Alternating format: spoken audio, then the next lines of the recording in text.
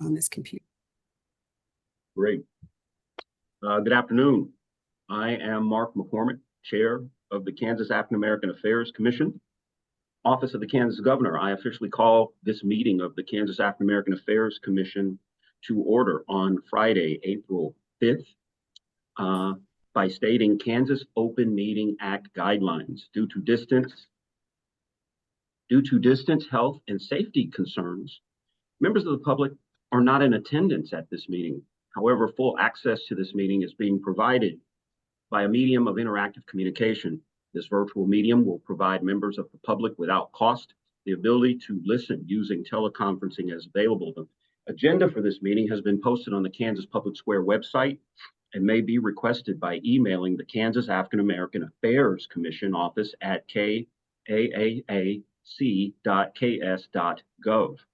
Each member of the commission, staff, and guests will state their name and title each time they begin speaking or voting so that the individuals can be readily identified by remote listeners. All participants are required to ensure that microphones, telephones, or other electronic devices are muted when not speaking so as not to impede the ability of remote listeners or observers to hear the meeting. A public comment opportunity may be provided at the beginning of each meeting. Following the roll call and the chairman's opening comments during this meeting, the commission will not recess to a closed executive session pursuant to KSA 7543-19. Each motion, if any, will be clearly stated and restated before the commission, and the chairperson will announce the results of the final vote. Commissioners and guests, please note that this meeting is being recorded. Thank you and welcome to the Kansas African American Affairs Commission meeting. I will now take roll. Commissioner Davis. Present. Commissioner Lewis. Present. Commissioner New. Present. Great. I will now accept a motion for the approval of minutes of the last meeting. I should have sent you guys.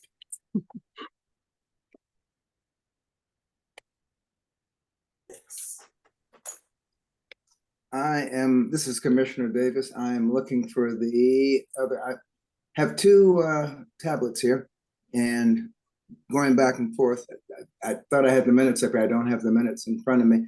Just from a procedural question, do we have a quorum? Four. Four. Okay. So we can handle business. That's right. I'm sorry. In my mind, I wasn't counting the quorum. Sorry about that. No worries. I'm not convinced I sent you the minutes.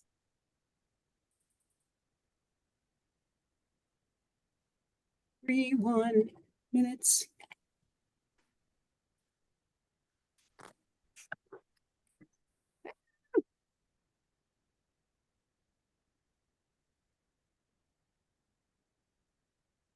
Okay.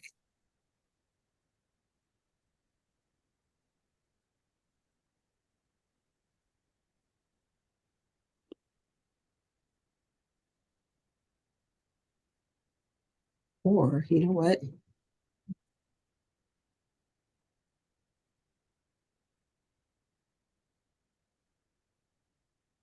Let's try this. I got it.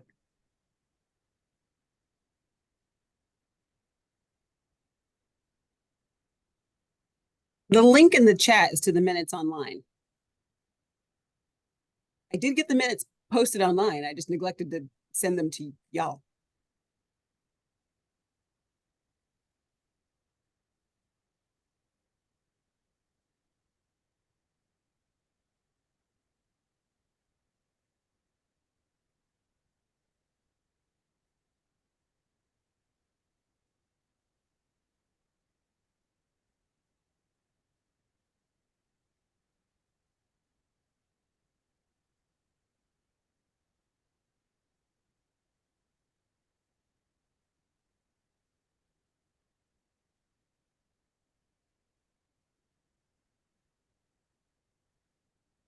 If everyone has had, this is Commissioner Lewis, if everyone has had an opportunity to review them, I'm ready to make the motion, if that's okay.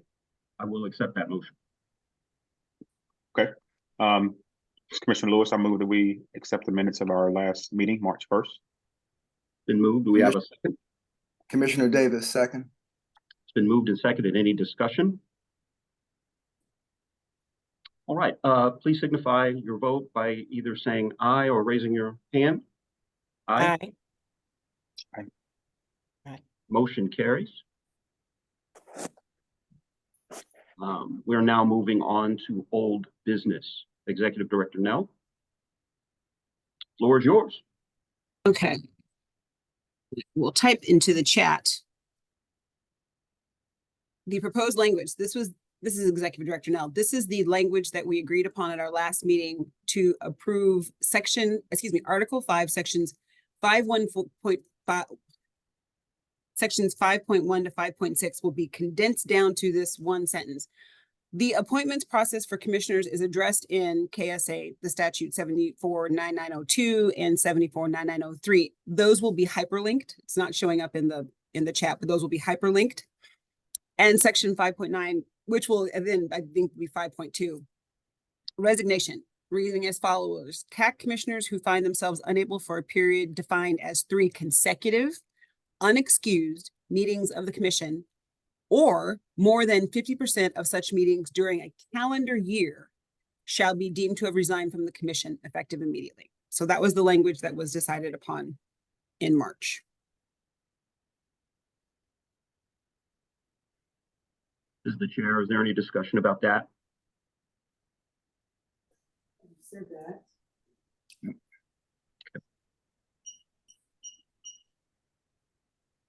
Executive Director Nell. Floor is yours. I guess we're at the motion point. That's you. Pardon Right, me. we accept it. There's a point of order. Chair recognizes Commissioner Davis. So Commissioner Davis, I move to accept the changes to the bylaws that just took them off the screen. Just a second. I read them back. Would you like me to read? Okay. I think I have it now. Propose new language to the bylaws. Section 4.1, the duties and responsibilities of the KAAC are listed in the statute, KSA 74-9905. The commission will determine its, am I reading correctly? No, I'm not. Okay, I'm correct now. Article 5, sections 5.1 to 5.6. The appointments process for commissioners is addressed in KSA 74-9902 and 74-9903, which will be hyperlinked. And regarding resignation, section 5.9, KAAC commissioners who find themselves unable for a period defined as 3 consecutive unexcused meetings of the commission, or more than 50% of such meetings during any calendar year, shall be deemed to have resigned from the commission effective immediately. We have a motion on the floor. Do we have a second? This is Commissioner New. I second that. It's been moved and seconded. Any discussion? Commissioner Lewis, did you have a question or a comment? I'm just trying to reread it to make sure it's not missing something. Section C, KAAC commissioners who find themselves unable to attend meetings, or is that in there? And that's not in there. Find themselves unable. For a period defined as 3 consecutive unexcused meetings of the commission. I guess it's missing. It is missing the word like attend. If you'd like to. Unable to attend for a period. Chair recognizes Commissioner Davis. Commissioner Davis, I think we addressed that by inserting the word unexcused. If a commissioner, for whatever reason, had 3, had to go take care of a sick parent, the house burns down. But this was an attempt to catch, the commissioners who were just lost and, missing in action.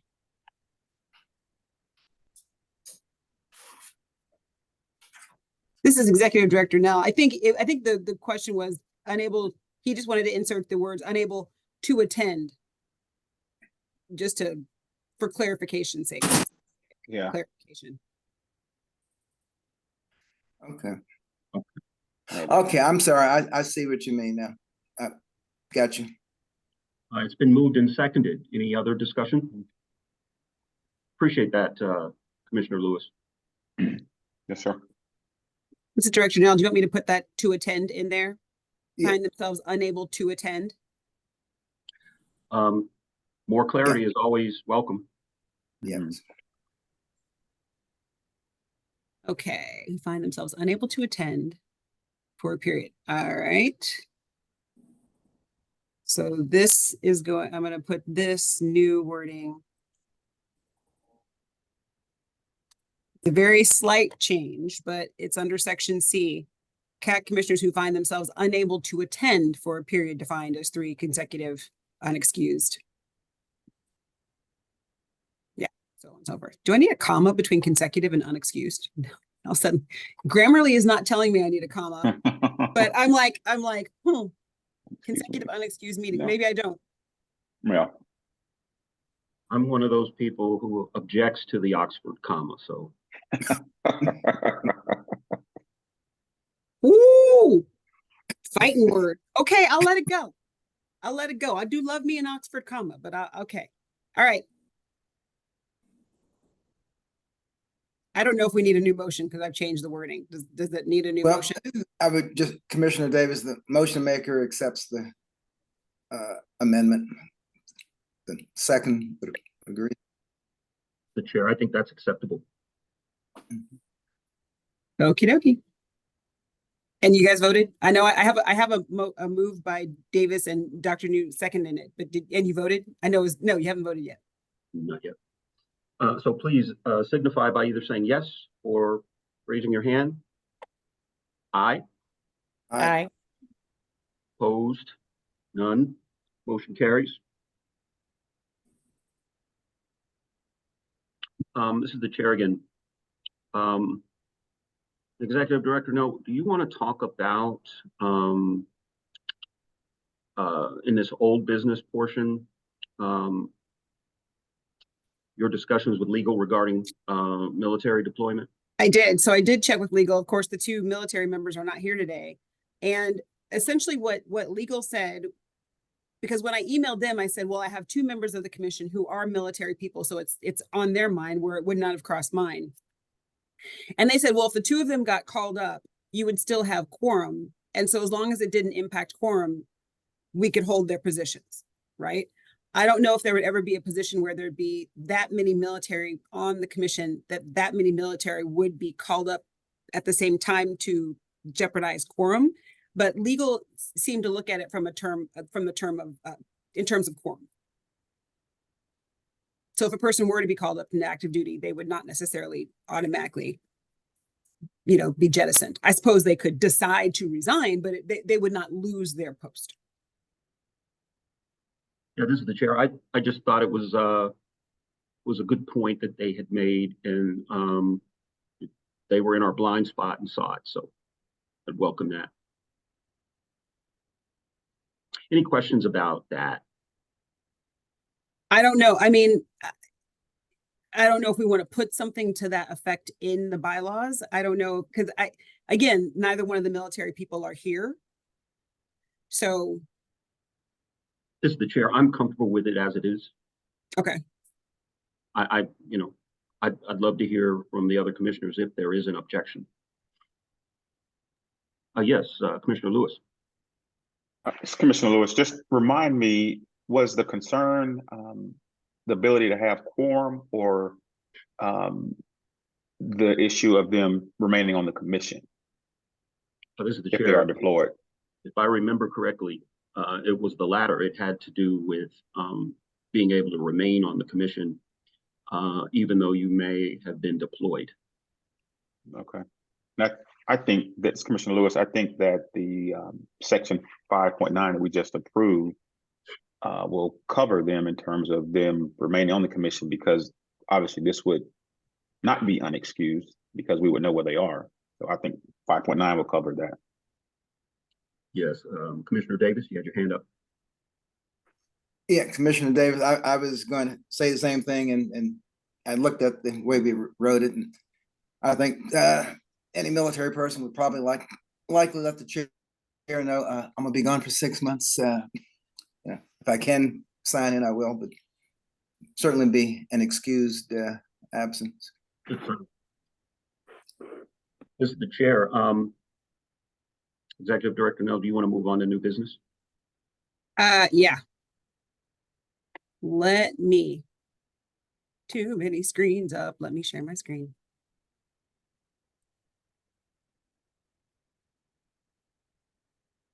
Do you see it's like 5.7 responsibilities appointed by KAAC and then 5.8 vacancies. Okay.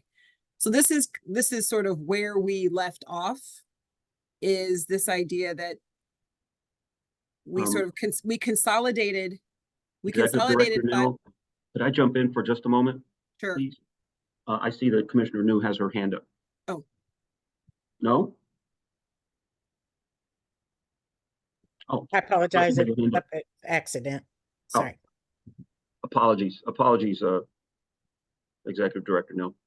Okay, this is Director Nell. So 5.1 through 5.6 were all consolidated because it's pretty much exactly the same as the statute. We linked it. We dealt with 5.9. We haven't necessarily dealt with 5.7 and 5.8. But there's a later section that talks about duties. I think Commissioner Lewis was said that, well, like the responsibilities, there's a later section that goes under duties of the commission. So it's possible that we could address all of that in the section of duties. And then vacancies, the original appointing authority for the balance of the unexpired term shall fill vacancies. And is that in the statute?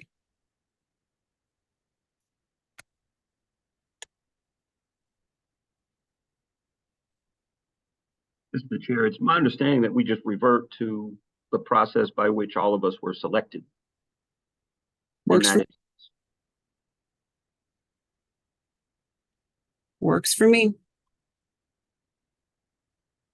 So we don't need to include anything for 5.8?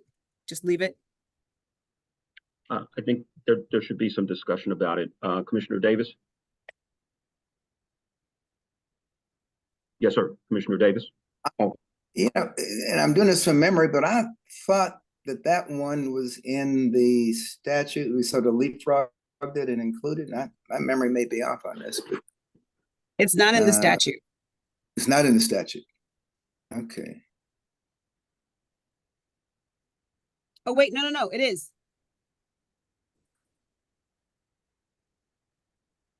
Appointed to fill a vacancy which occurs prior to the expiration of term shall be appointed by each member of the commission shall be appointed. So it doesn't say appointed by whom? The statute, man. Yeah. I'm not sure who wrote the statute or how carefully they were going over the wording. So this is what the statute says. What's on the screen right now is the statute and what it says concerning vacancies. This is Commissioner Davis. Would we, as appointees ourselves, have the ability to tell the state who appointed us how to appoint our successor if someone resigned? This is the chair. I don't think we have that kind of authority. I think all we can do is advise. But Commissioner New, you might have more knowledge and insight about that.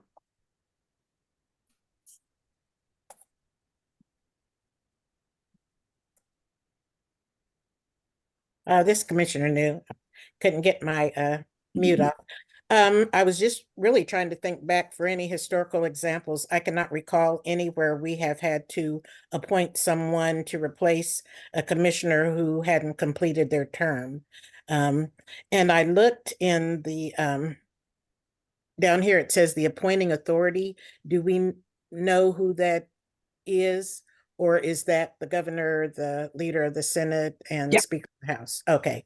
So it appears, at least from the language in paragraph C, that they would all need to collaborate to determine who a viable replacement would be.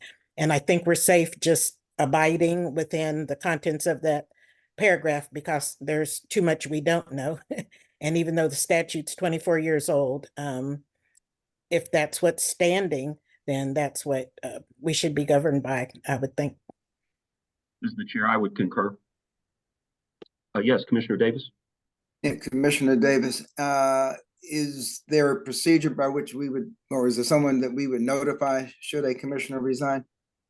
And I'm assuming it would be the governor's office, and that would be our official means of getting the replacement process started. This is the chair. It would depend on who that individual was and who appointed that person. I hope does that make sense?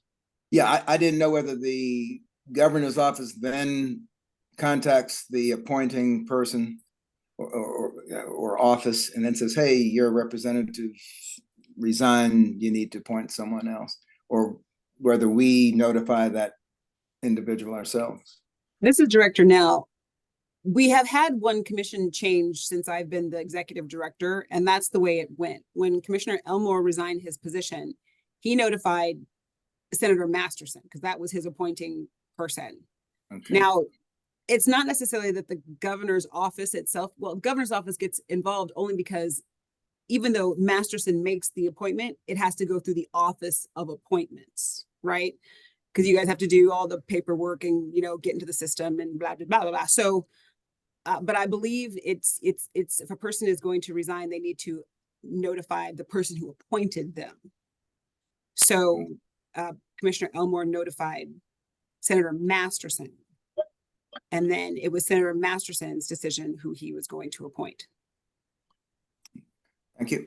This is the chair. I mean, it was to that I was alluding to in terms of being able to advise the person who appointed us as to who might be a good replacement, but we don't have any authority to appoint our replacements. Do we want to do anything with the wording, or should we could just leave out vacancies from the bylaws at all? Or how do you want to approach that? This is the chair. I'm comfortable with it as it is, but if there's discussion about it, I will hear it. Commissioner Davis? Yes, Commissioner Davis.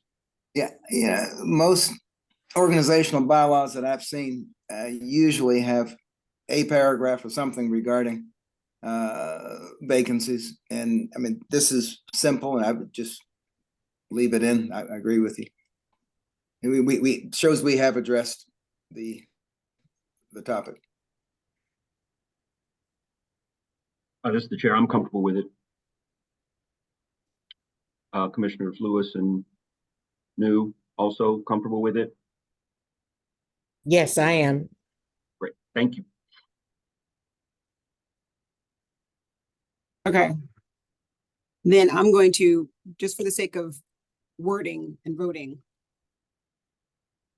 And at this point, I imagine it's going to, I will have, I'm keeping a running clean copy. I'm sorry, this is Director now. I'm keeping a running clean copy.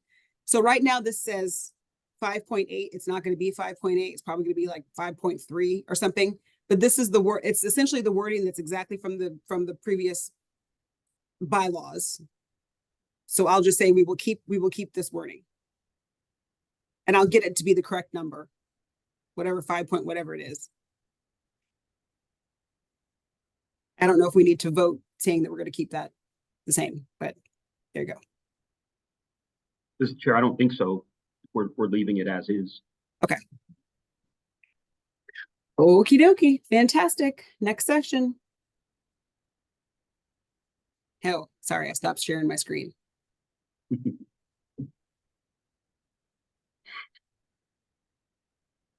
Are you looking at section officers, eligibility, election of officers, all that good stuff? Okay.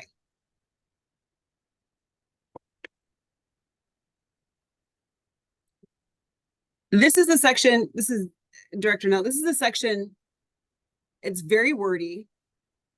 It's not covered in the statute.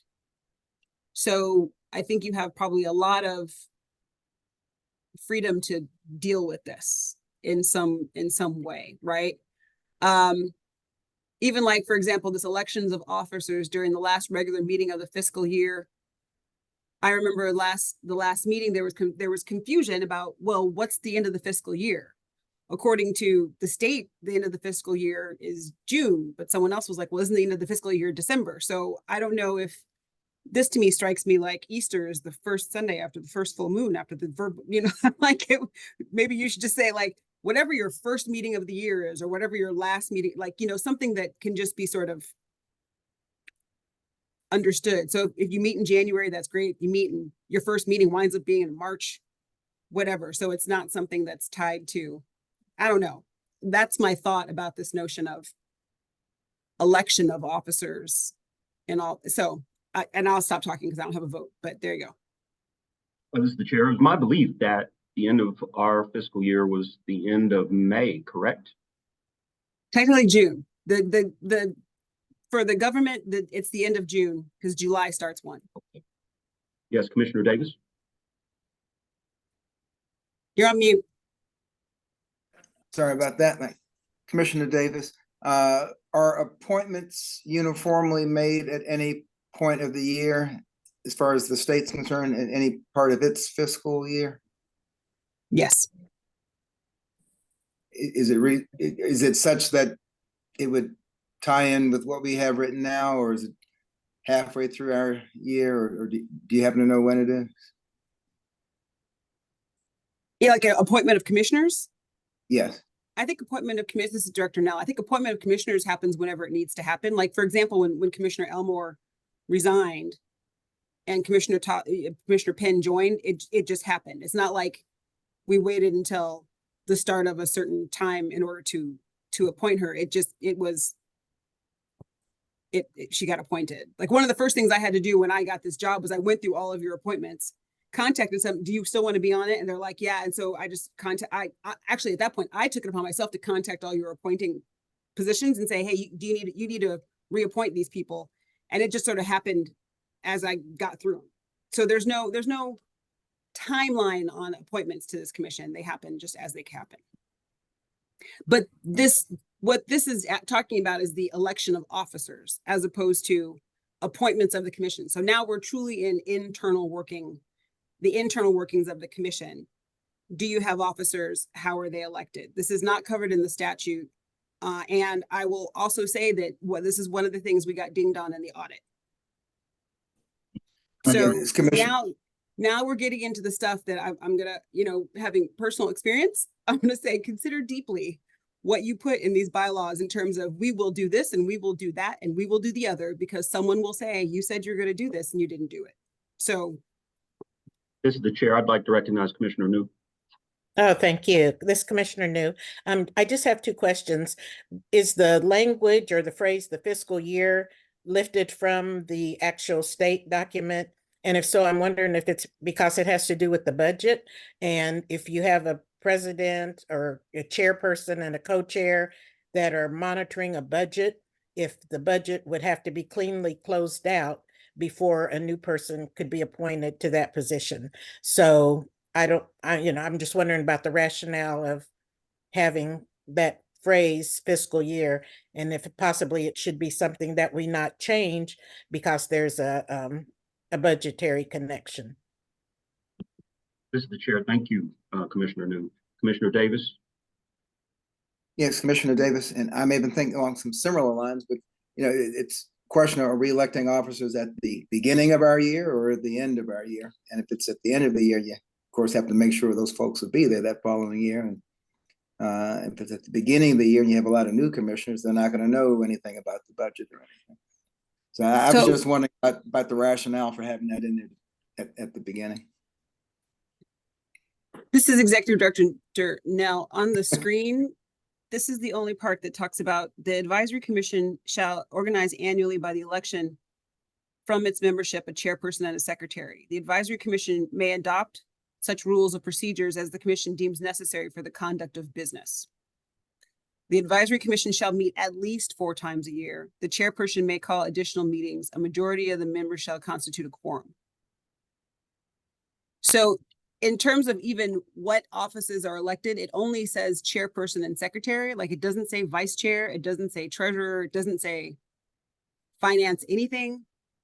And it does not state when, it just says that you must be organized annually. So it's the bylaws that have this last meeting before the end of the fiscal year, after the vernal equinox full moon thing going on.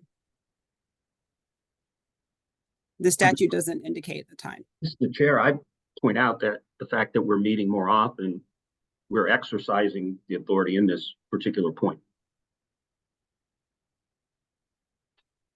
This is Director Nell. I think the reason we were meeting more often was because the body seemed to want to weigh in on legislative issues, and meeting 4 times a year would not be conducive to the body weighing in on legislative issues.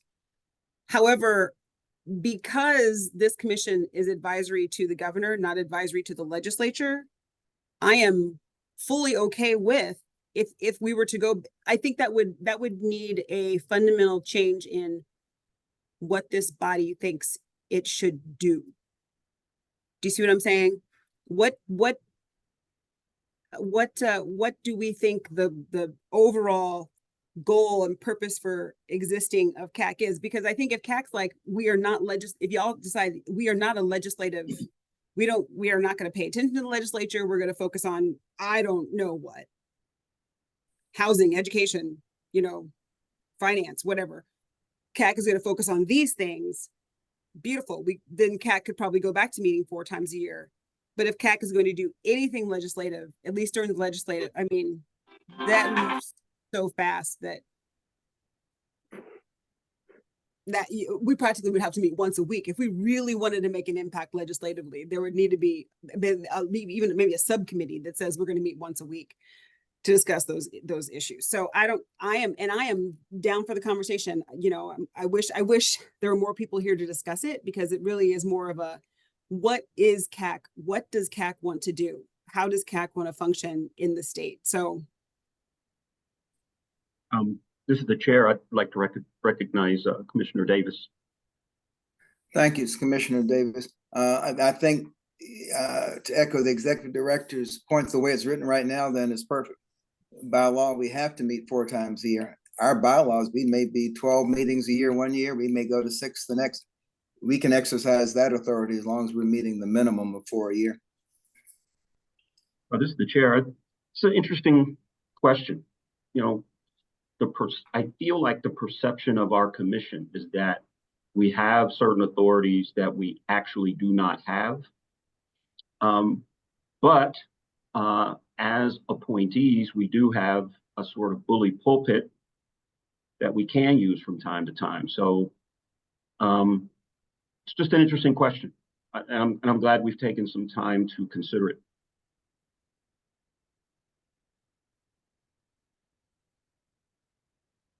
Any further thoughts on this point? Yes, Commissioner Lewis. Yeah, I'm fine with leaving the language as it is, at least 4, but obviously with the work that needs to be done for the African American community in Kansas, we obviously will more than likely meet more than 4 times a year. And I do believe at a upcoming meeting, we do need to have some conversations, particularly as it relates to the legislative season, about what Executive Director Nell mentioned about maybe a subcommittee around that season, because that's where I think we can make the biggest impact. And I think at our first conversation that you and I had, Stacey, one of the things that I shared was, I want to make sure that we're able to accomplish what I call legacy work, where we're putting some policies and legislation in place that will impact generations to come, and that's a prime time. I'm not saying we have to do all our work during legislative season, but if we want to, speak out against bills that may be harming that African American Kansans, or if there's bills that we need to further assist the Kansas African Americans, I think that's one of our roles where we can, make a huge impact, high leverage impact there. As the chair, I would concur completely, and I like the fact that we have that flexibility.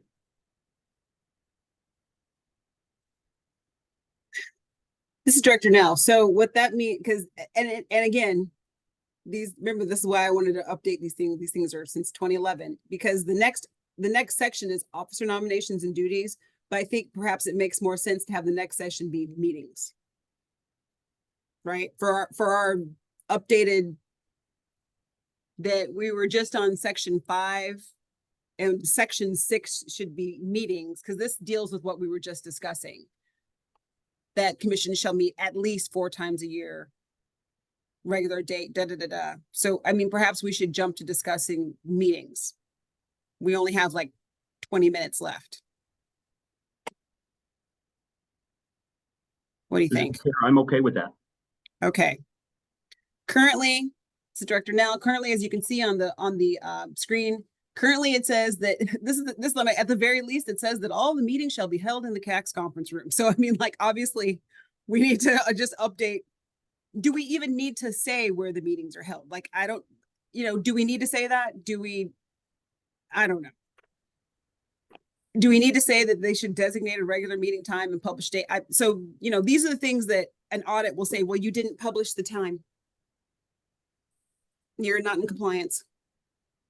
This is the chair. I would like to say, I would like to replace shall with may, but that's open for discussion. Commissioner Davis. Thank you, Commissioner Davis. I think in the electronic meeting age and the fact that rooms may change, as long as it's posted, most organizations just have to post their meetings by a reasonable date. I don't know what the state considers, 3 days a week, 10 days, but we know far enough in advance to notify the public when the meeting's going to occur on our website. This is Director Nell. Interestingly enough, because I've actually talked to legal several times about this bylaw situation, and when we had a training on open meetings records and the Open Meetings Act, we do not. Believe it or not, I do not have to post when the meetings are. I have to provide it if someone asks, right? But I actually legally, according to legal, I am not required to post. It's good practice to post. And so the state has Public Square and I do post, but I am not required to post. I'm just required to provide access if a member of the public requests it, if that makes any sense. Yeah. Commissioner Davis, follow-up question. Now, for our city government, we have a notification list. A citizen can sign up to be notified whenever a particular committee they like is having a meeting. And by law, we have to provide that notice to them. That does not then carry through at the state level? I mean, if someone wants to be put on your mailing list to be notified whenever you have a meeting, are you then obligated to send that to them? So this is Director Nell. That's an interesting question. And for example, we are now, ever since I got hired, people said they're going to redo the websites and they're going to redo. And so they're actually now redoing the websites. And I had my first meeting with the Public Square training people because they finally have redone the Public Square website. And so it is very possible, I do not know, that perhaps someone could sign up to say, every time this commission posts a meeting, let me know. Currently, I do not have that ability to, there's no automatic notice that a person could sign up for, please notice, tell me. I don't believe that currently exists, but the website's being refreshed. Yes, Dr. New. Yes, this is Commissioner New. Could we then just have a simple statement that says all meetings of KAAAC shall be publicly published or published if shall be published prior to the meeting date, and access will be provided for anyone who would want to observe or attend or something like that? This is the chair. I like that, but I might change shall to may.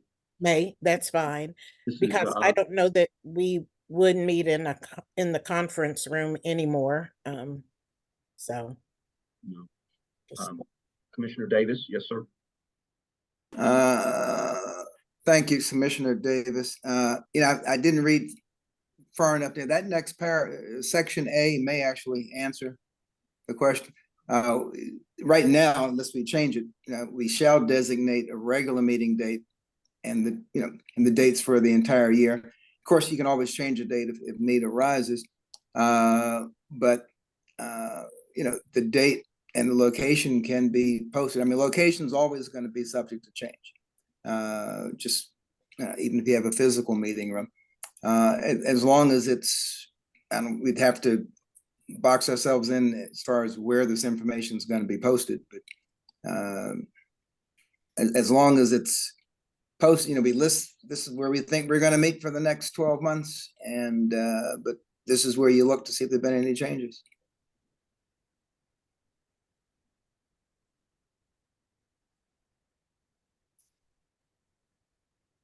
And that's, I mean, be as general as possible, because like, for example, right now, I'm sorry, this is Director Nell. Right now, the program that they're using to publicly notice commission and board meetings is called Public Square.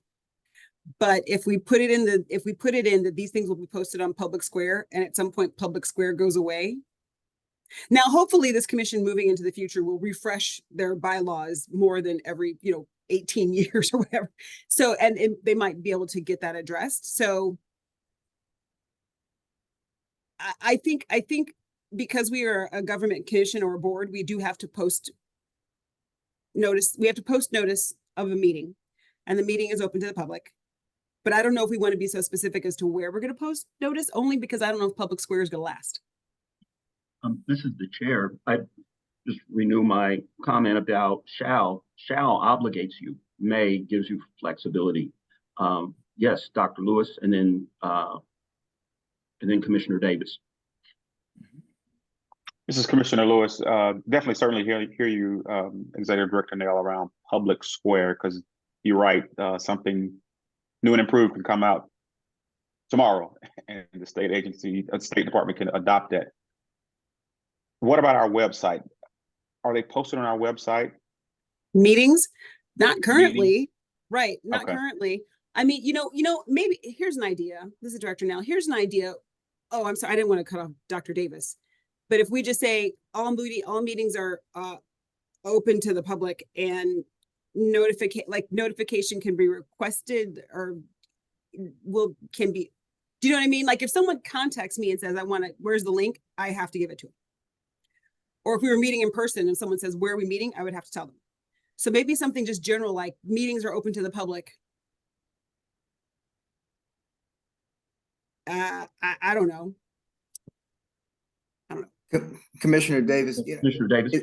Yeah, if you look at what's written there now, it doesn't say where you have to publish it. And, you can be specifically vague and say will be posted at an appropriate official, how do we call them, locations now, or whatever the generic term for all places to post stuff, without specifying the name of the location, but we will, publish it in appropriate, some location appropriate for state agencies.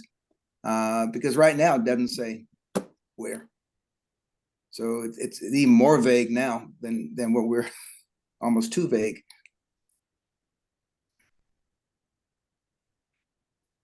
That was it.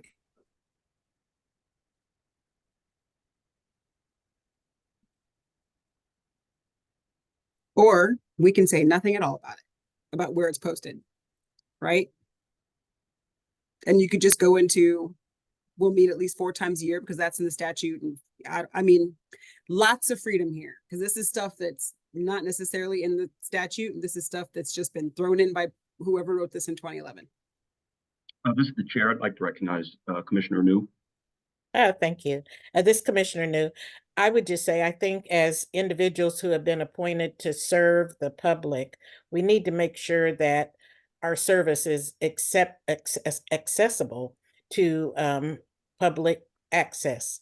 So I wouldn't say, let's not say anything about it, but I do agree that we not box ourselves into something that, we can't perform. So I appreciate what the chair said about all meetings of KAAC may be, and then conclude with information about the public's ability to be able to attend, it being open to the public, and then maybe a statement as to how they could access our meetings.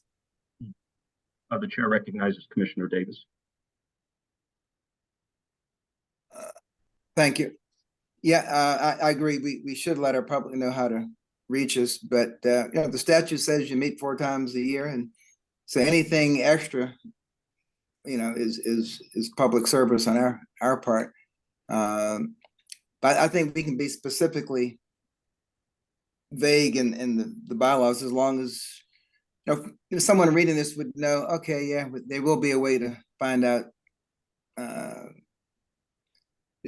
Does the statute say we have to designate a meeting date, or this was just something that the bylaws added in?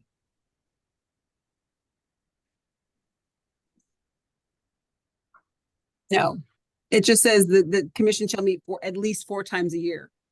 You could meet, you know, January 1, 2, 3, and 4 and be done, according to the wording of the statute. This is the chair. I'd like to recognize Commissioner Lewis.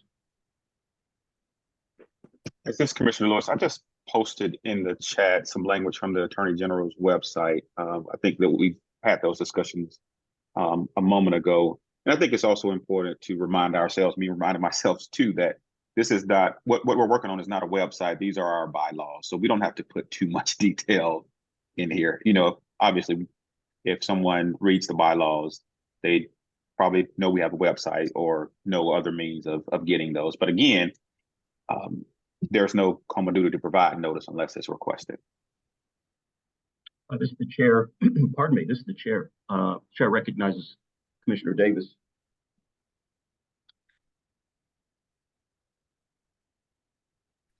Sorry, I think in cell phone language, that would have been a thumb dial there. Sorry. But do appreciate Commissioner Lewis's remarks. I guess the less we obligate ourselves to, the less we can get in trouble on for during an audit. This is the chair. Have we sufficiently dealt with this, Executive Director? No, this particular I mean, point? that's kind of on you to, you know, let me see. I mean, honestly, the AG's website is vague enough. You know, I like the wording. Notice of the meeting must be provided upon those requesting notice. There is no common duty to provide. That's essentially what legal told me. So we could just lift that straight and put it in there in terms of, you know, 8.1 could read just that. Right? 8.1 could be that very sentence. Let me just do a little bad boy copy and paste. Mr. Chair, I'd like to see that. Let's see.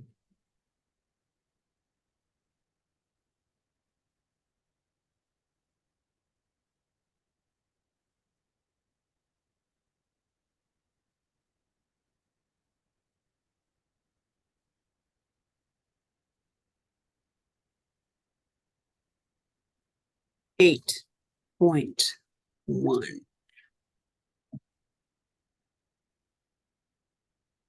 This is the chair. Is this something you're going to share on your screen? Yeah, I've got so many.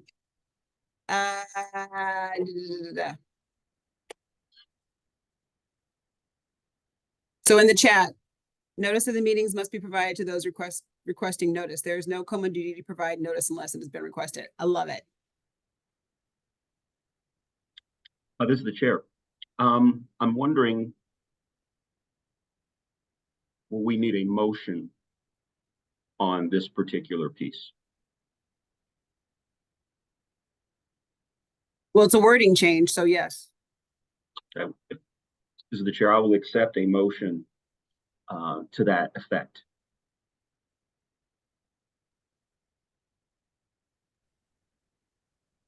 Yes, Commissioner Davis.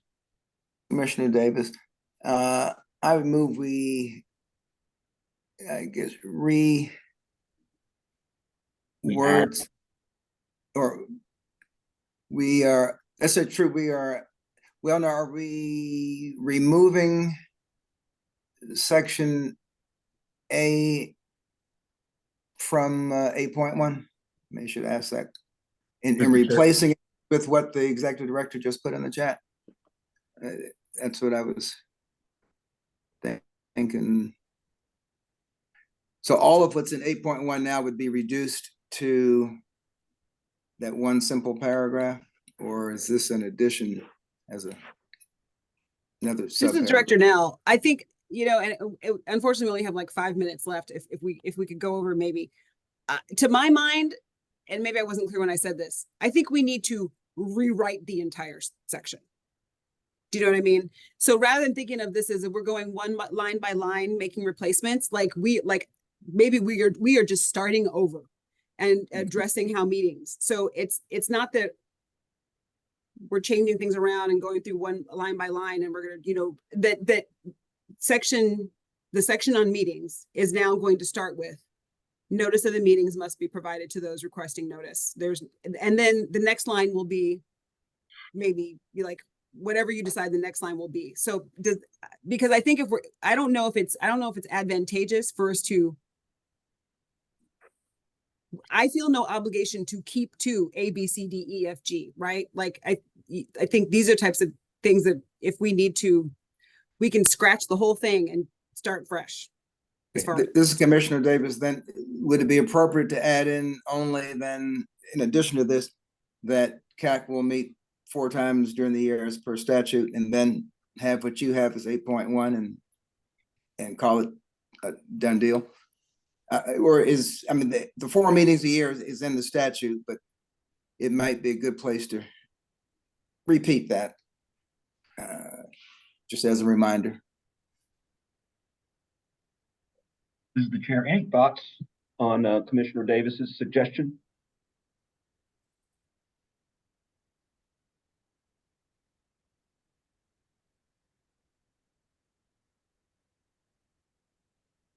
Okay, I like what you just wrote, Commissioner Davis.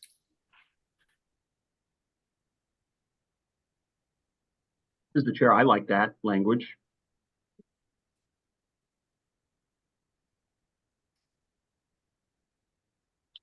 I guess the question is, are there any objections to going about it this way? Commissioner Davis, with your permission, and one way to find out, I move that we change section 8.1 to read, CAAC will meet at least 4 times a year. Notice of meetings must be provided to those requesting notice. There is no KAAAC duty to provide notice unless it has been requested. We have a motion on the floor. Do we have a second? Commissioner Lewis, I second. It's been moved and seconded. Any discussion? All right. Only discussion I have, and I don't know if this is the first time we mentioned KAAAC in the bylaws. If it is the first time we've mentioned KAAAC, probably spell that out. Good point. Agreed. Mr. Chair, I would concur.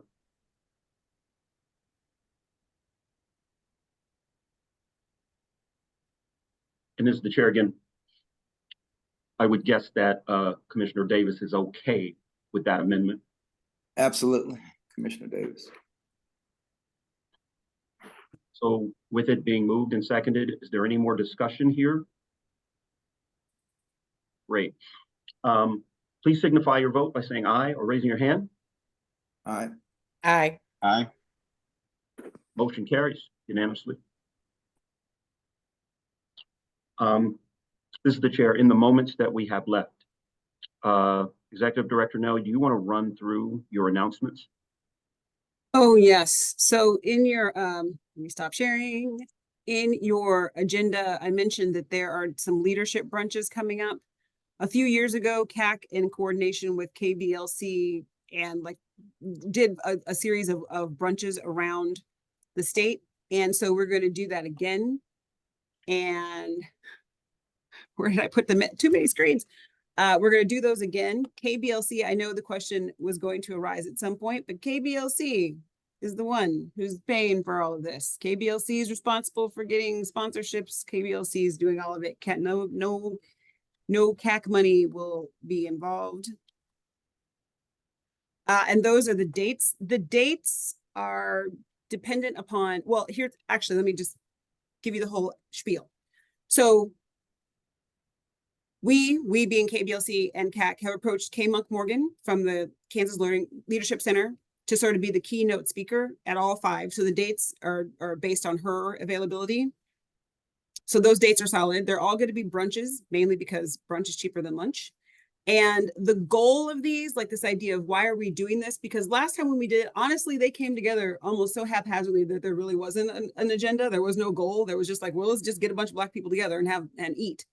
But the goal of these will all be to talk about civic engagement and leadership in the Black community. So Kay is going to come and talk about obviously leadership to try and inspire people to go in the Black community to be involved in leadership. I believe that at least at a few, Melissa King from Appointments, right, is going to come to talk about appointments to boards and commissions. So we'll talk about appointments. And then either Taylor Overton, I don't know if you're familiar with Taylor Overton, she is now the one who's been appointed as the Women's and Minority Business person, director of the Office of Women's and Minority Business. So we figure we can have her come and talk about just opportunities for Black entrepreneurship and business and economic development in the Black community. And so that's the goal, right? Last time we sort of haphazard, like, it's like, Dr. Lewis, do you want to come talk? Just sort of, so we got our ducks in a row to talk about Black leadership, boards and commissions, just trying to get more people involved, because I know not everyone wants to run for office. That's not everyone's cup of tea, but just there's so many opportunities for people to get involved civically. So those are the things: business opportunities, boards and commissions, and just leadership. It might wind up being a commercial for the KLC, but I'm like, they're nonpartisan. I'm good. I'm fine with it. So yeah. This is the chair. I attended our previous one. It was well attended. I met a lot of new people that I did not know, and the energy there was fantastic. And I like the fact that this is traveling around the state, and I'm going to try to make each one of these. Yes. Now, KBLC is the one who's footing the bill for this because I got in trouble last time. But KAAC, obviously, since I'm heavily involved in the planning, KAAC is going to be on all of the branding. As with all things that involve cities that you may not live in, I'm not going to require anyone to travel. If there's nothing close to you, I'm not asking you to travel. But I think for most part, I guess perhaps with the exception being Dr. Davis, we are in a city that you live in, and so it would be great if the local, when it comes to local to your town, if you could come, it would be nice. And I'm still not even going to require you to do that because these are all on Saturday. So it's not like a business time thing. These are all going to be a Saturday morning brunch. Given the success of the last time around, a couple of things we decided was: one, organize our goal; two, try to do it on a Saturday morning so that more people can come. Because like last time, I think the Wichita one was like at 2 p.m. it was lunch, like during the work day. So try to do it on Saturday, and we're going to have a concentrated effort to have more people there. So we're concentrated on finding larger venues. So again, I'm asking you in general, for these ones that are in your towns, if you went to the ones last time, who wasn't there, who should be there? Right? Who else do we need to invite to these things? Who else would benefit from being in a room?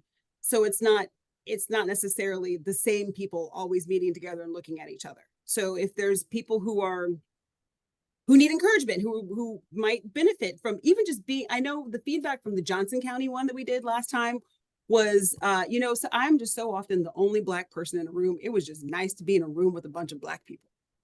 Right. So if you know someone who is like the lone chocolate chip in their field of batter, maybe they just need the encouragement. Or if you think, oh, someone needs to hear about boards and commissions, someone needs to hear about, business opportunities. So we're actively trying to make, whereas last time we had attendance of like 80, we're trying to have rooms that will hold like 150, 125. So we're actively trying to have a larger reach. The chair recognizes Commissioner Davis. Thank you, Commissioner Davis. To whom would I send names of folks who want to come? Sometimes Salina likes to partner with Junction City. Other times, we have more connections in Wichita, so we go to one or the other. I'm not sure which one, but I do have people in mind who would really benefit from attending something like this. Yeah. You. Is there a brochure or something that I could show them, or even if it's from last year? Just to give them an idea of. Not officially, not yet. I mean, but again, because because moving money from KAAAC is so difficult. KBLC has hired a marketing person who quite frankly did all the marketing for Black Legislative Day, which is why we had 3 times as many people at Black Legislative Day than before. So they have a branded flyer, and there was mention of it. For example, at Black Legislative Day on the back was a little, hey, save the date type situation. So there is the workings of a flyer. We're sort of waiting to push that out until we have signed contracts for all the venues. So because, for example, the cities had changed a little because the venue for Lawrence was only available on the 29th and the venue for Topeka. So it's once contracts get signed for these different venues, then the flyer will be solid and can go out. But these, I know for a fact these dates, and I really feel like these cities are what it's going to wind up being. But yes, if you know that there's like 15 people that I'm like, these people need to be at whatever it is, then yes, let me know. As the chair, we've reached the time boundary. I would accept a motion to adjourn. Commissioner New, I move that we adjourn. It's been moved. We have a second. Commissioner Lewis, a Davis, second. It's been moved and seconded. Any discussion? Sure, I'm proud of this group and how we're moving along. We have a motion on the floor. It's been moved and seconded. Please signify by saying aye or raising your hand. aye. Motion carries. I'll see you all next month. All right, thank Thanks for your you. time. Bye-bye, everybody. Take care. Where do I stop the recording? Okay.